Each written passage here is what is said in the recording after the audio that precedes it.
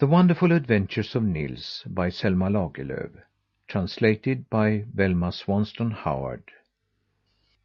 The Legend of Småland. Tuesday, April 12th. The wild geese had made a good trip over the sea and had lighted in Tjust township in northern Småland. That township didn't seem able to make up its mind whether it wanted to be land or sea. Fjords ran in everywhere and cut the land up into islands and peninsulas and points and capes. The sea was so forceful that the only things which could hold themselves above it were hills and mountains. All the lowlands were hidden away under the water exterior. It was evening when the wild geese came in from the sea, and the land with the little hills lay prettily between the shimmering fjords. Here and there on the islands the boy saw cabins and cottages, and the farther inland he came, the bigger and better became the dwelling houses. Finally they grew into large white manors. Along the shores there was generally a border of trees, and within this lay field plots, and on tops of the little hills there were trees again. He could not help but think of Blekinge. Here again was a place where land and sea met, in such a pretty and peaceful sort of way, just as if they tried to show each other the best and loveliest which they possessed. The wild geese alighted upon a limestone island a good way in on Goose Fiord. With the first glance at the shore they observed that spring had made rapid strides while they had been away on the islands. The big, fine trees were not as yet leaf clad, but the ground under them was brocaded with white anemones, gagea, and blue anemones. When the wild geese saw the flower carpet, they feared that they had lingered too long in the southern part of the country. Akka said instantly that there was no time in which to hunt up any of the stopping places in Småland. By the next morning they must travel northward over Östergötland. The boy should then see nothing of Småland, and this grieved him. He had heard more about Småland than he had about any other province, and he had longed to see it with his own eyes. The summer before, when he had served as goose boy with a farmer in the neighbourhood of Jordberga, he had met a pair of Småland children almost every day, who also tended geese. These children had irritated him terribly with their Småland.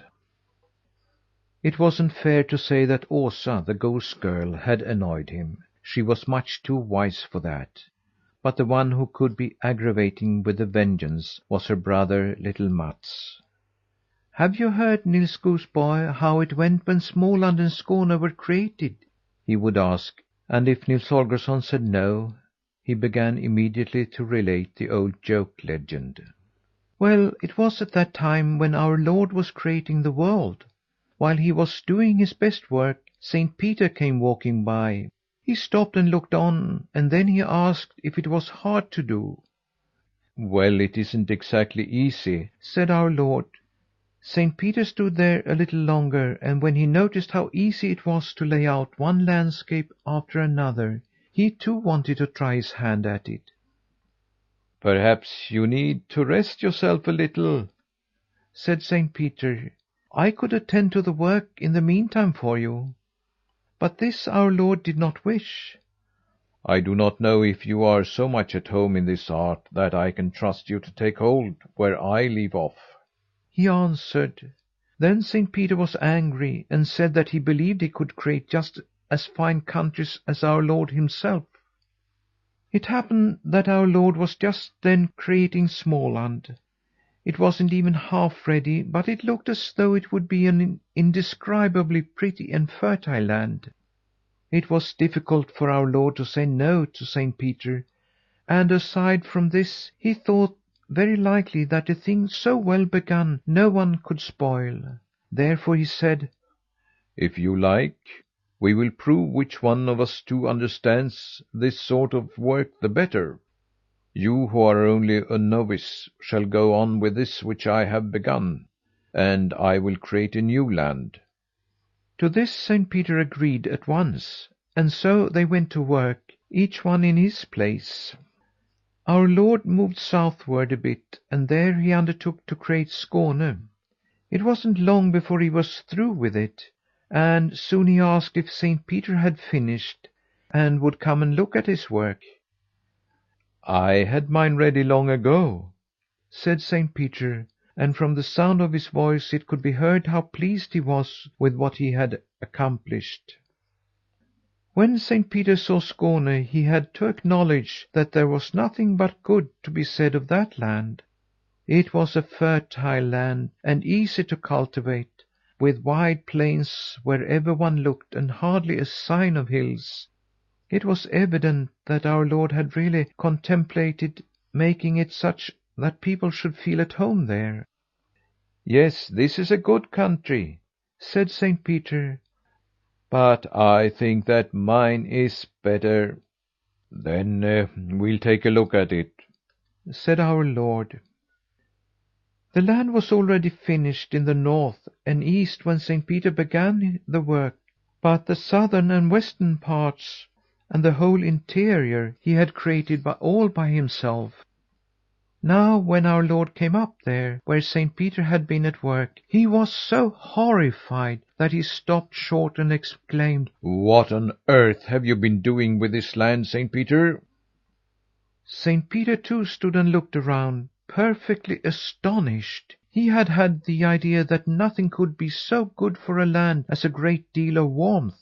Therefore he had gathered together an enormous mass of stones and mountains, and erected a highland, and this he had done so that it should be near the sun, and receive much help from the sun's heat.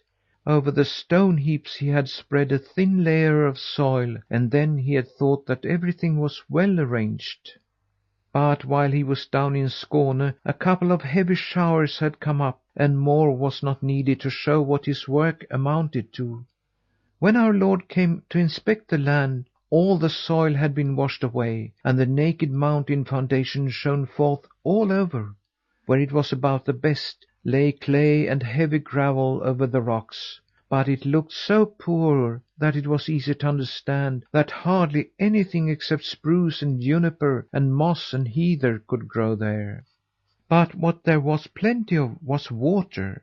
It had filled up all the clefts in the mountain, and lakes and rivers and brooks. These one saw everywhere, to say nothing of swamps and morasses, which spread over large tracts.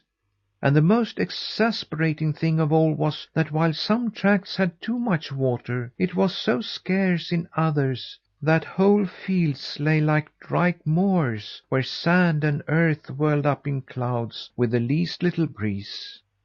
"What can have been your meaning in creating such a land as this?"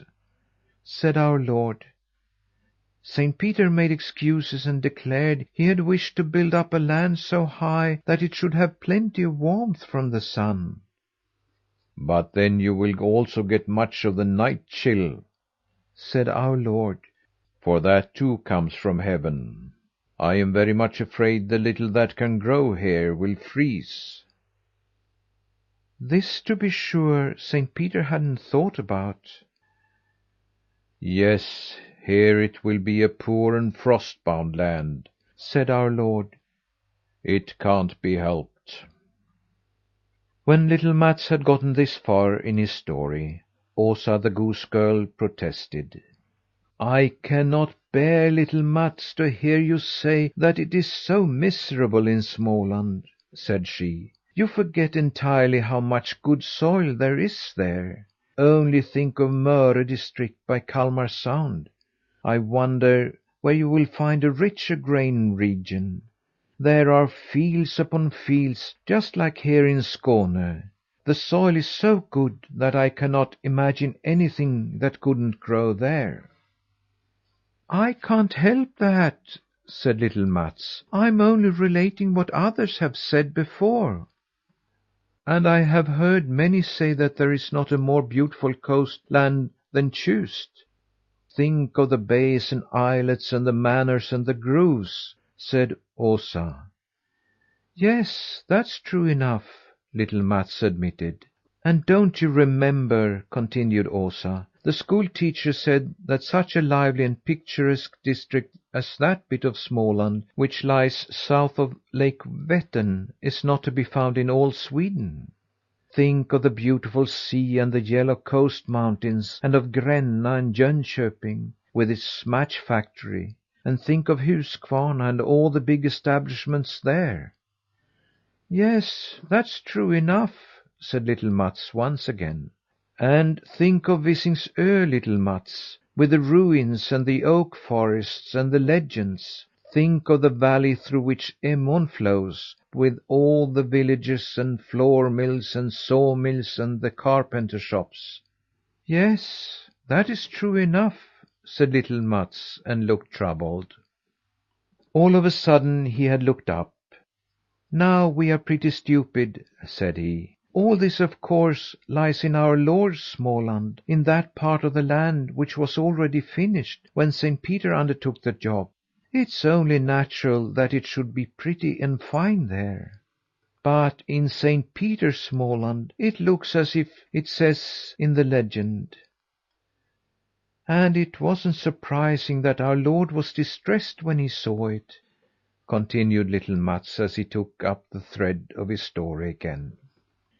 "Saint Peter didn't lose his courage, at all events, but tried to comfort our Lord. 'Don't be so grieved over this,' said he. 'Only wait until I have created people who can till the swamps and break up fields from the stone hills.' That was the end of our Lord's patience, and he said: 'No, you can go down to Skåne and make the Skåninge, but the Smålander I will create myself.' And so our Lord created the Smålander, and made him quick witted and contented and happy and thrifty and enterprising and capable, that he might be able to get his livelihood in his poor country." Then little Mats was silent, and if Nils Holgersson had also kept still, all would have gone well. But he couldn't possibly refrain from asking how Saint Peter had succeeded in creating the Skåninge. "Well, what do you think yourself?" said little Mats, and looked so scornful that Nils Holgersson threw himself upon him to thrash him. But Mats was only a little tot, and Osa, the goose girl, who was a year older than he, ran forward instantly to help him. Good natured though she was, she sprang like a lion as soon as anyone touched her brother. And Nils Holgersson did not care to fight a girl, but turned his back and didn't look at those Småland children for the rest of the day. End of the Legend of Småland.